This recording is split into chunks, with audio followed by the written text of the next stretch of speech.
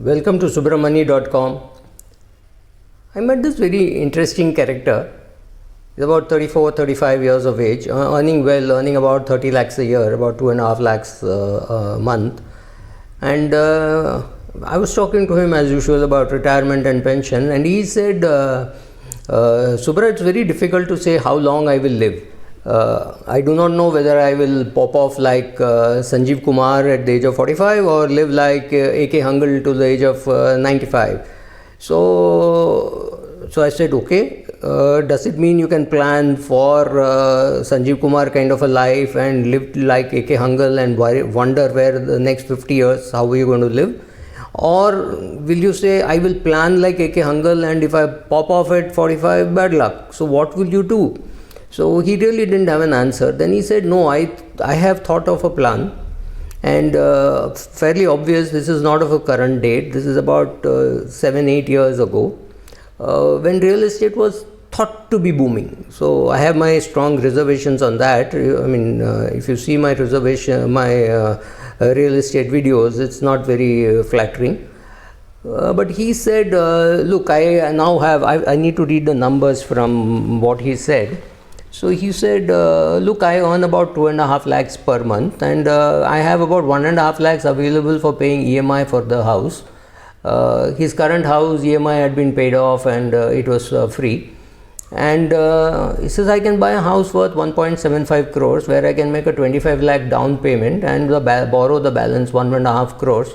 And I would give it on an annual rent of about 5 lakhs. So after 4 years, when I think the price of this house will double to about 3.5 crores, I can sell this off and buy another house for 6 crores where I'll make the loan of just 2.5 crores because the balance would come from the sale of the first house. And on this, I will have to pay an EMI of 2.5 lakhs.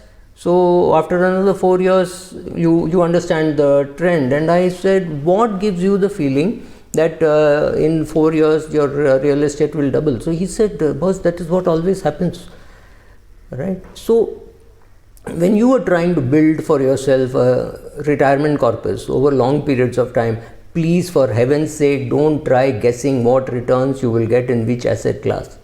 Over the last 5 years, real estate has given zero returns in many parts of India, including Nerul, which is the place where I live. I mean, some of you know that I live in Navi Mumbai. It has been absolutely zero because I've seen 2 flat transactions of 2015 and 2020 at exactly the same price. This is the time when there was a flat being sold for a particular price, let's say 1.67 or 1.7, and the owner of another flat wanted 2 crores. And I said, I mean, which world are you in? If the price is 1.7, 2 crores is way far off. How are you going to get it? So he said, no, I want 2 crores. So now, after 5 years, his best offer is still 1.7. Whereas on that day, if he had sold at 1.7 and put the money in the bank, he would have 2 crores by now. So think of different asset classes working in at different points in time, working very differently. So this guy, we need to develop on that story. He said, no, but tell me, what is the risk in buying this house and getting the income tax deduction, etc.? Well, I said, for real estate to really work, you need 2-3 things. One, you need a real big portfolio because the appreciation in the real estate is very rarely equal to the interest that you're paying. The advantage in doing something like this was a very nice leverage which you got, and the negative interest you could deduct from your other income. So suppose you had a 1 crore salary income and you had a 20 lakh interest, you could deduct, but that deduction has been withdrawn. So today that deduction is not available, so you cannot do that. So that negative leverage is gone. So that advantage is, and that real estate has not appreciated over 5 years, so which means this is a problem. Now, apart from this, there are other problems. When you're 35-40 years of age and you're working in BFSI, there is a very good chance that you lose your job. And if you lose your job and you lose your job over, say, and you can't find a new job for another, say, 3 months or 6 months, how do you live for those 6 months without paying the EMI? And afterwards, even while you're paying the EMI, how do you feed yourself? Because this is so tight, because you want to leverage every rupee that you have to pay the EMI so that you can buy a bigger flat and you can leverage more, right? So don't you need to appreciate the risk. You need to appreciate that you bought the first house, you were not hit by any illness, you did not lose your job, nothing happened to you, and therefore you could pay the EMI on time, and therefore you are where you are, right? You don't underestimate the risk of losing your job or losing your spouse or one child being special and needing some attention or the family having an accident. All that you discount because you say, last 10 years this didn't happen, so it won't happen to me again. That is wrong. You have to understand that all these risks were there, however it did not happen to you. So you got lucky. Luck is not skill, right? So what happens if your salary doesn't go up that much? What happens if you can't give it on rent continuously? What happens for 6 months if there is nobody wanting to take it on rent? What happens if the tenant who is staying there commits suicide and the police seal that flat for 3 years? What do you do? Be prepared, understand the risks in every asset class. Equity also has a risk, debt also has risk, gold has risk, real estate has risk. Understand there is risk. So look at the risk in leverage. Leveraging risk is, now suppose you have a house which you have given on rent on which there is no EMI to be paid, and your client commits suicide and the police sees it. Yes, of course there is a loss, but at least there is no EMI to be paid, right? So the fact that you got over one does not mean you are greatly skilled, right?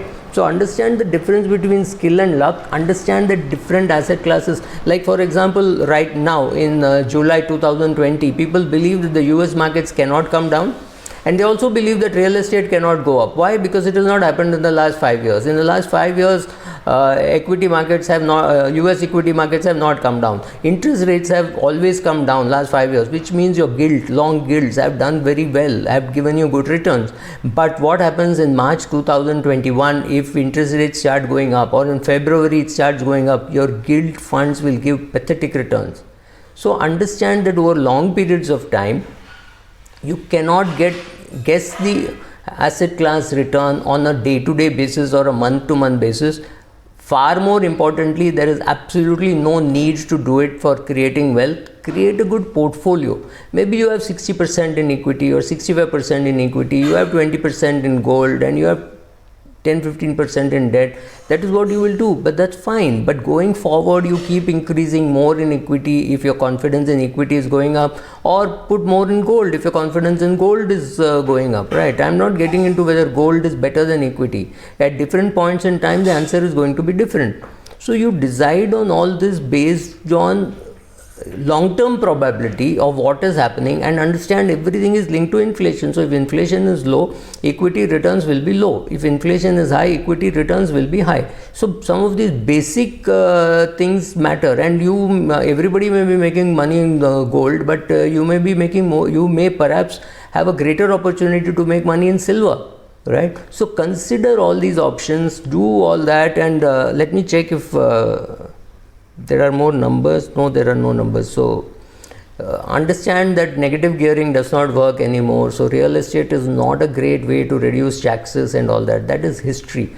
And for heaven's sake, don't do a long-term investment to claim some short-term benefit. You are 45 years of age, you're working in a big bank, you're a relationship manager. How long do you think this job is going to last? 47, 48, another 2 years, 3 years. Now don't go and commit to a house or even a car trying to save some 20, 30, maybe 10 lakhs of income tax. Doesn't matter. Pay off the tax. Don't buy a house, don't buy a car just to save tax. If you have not bought a house till 45, so be it. Don't buy it just to save tax. You never know how much will your income is going to be 2 years from now, right? Thank you.